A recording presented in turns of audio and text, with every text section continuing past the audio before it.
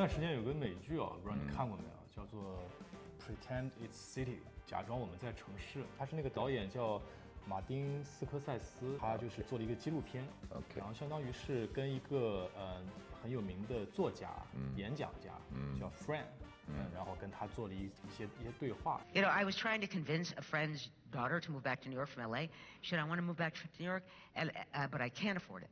So I said, move back to New York. Let me tell you something. No one can afford to live in New York. That's right. No one can afford to live in New York. Yet, 8 million people do. 你是在19年有去过一次对吧？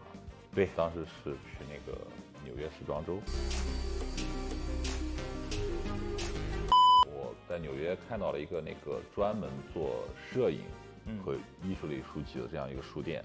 这个书店的名字叫 Dashwood Books，靠近纽约的那个 SOHO 区，在一个非常非常不起眼的一个那种半地下室，店也不大，特别小，特别小。但是这个书店可以说是集合了世界顶尖的这种摄影师的一些出版物。他头一天就是做了一个摄影师的签售，叫 Eugen Teller。比较幸运的一点是什么呢？就是尽管没有赶上他的签售，但是还是买到了他的签名版的书。就是这个书店的 founder 叫 David Strato， 他最早的时候是给 Mario Testino， 也是一个非常知名的摄影师，然后做助手。之后的一段经历，他是在马格南图片社做了12年的编辑。他自己有说过，他是去了日本和欧洲，然后旅行的时候发现，在日本和欧洲有很多那种很特别、很小的店，他不会做的特别多、特别泛，然后但是他在一个领域里面深耕，就是会做的非常非常的专业。所以启发了他回来做了这么一个店。对，荒木经惟的，他这本都是他的这些花的这些作品啊，他大概里面梳理了一个什么样的故事，或者说表达了一个什么样的情绪呢？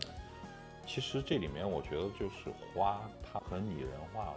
我从它这里面能看到了，比如说生命、生长，然后凋零，其实是他本身个人的一种人生的感悟投射到花这样的一个载体上。对对对，首先有一点就是这些摄影家，不管是荒木经惟还是这个 Eugen Teller， 还是 Peter Lindbergh，然后还是森山大道，就是我喜欢的这些摄影师里面，他们有一个共同的特点，这些人的创作量都是相当的大。荒木经惟、Eugen Teller、Peter Lindbergh、森山大道，这些也是荒木经惟早期的作品。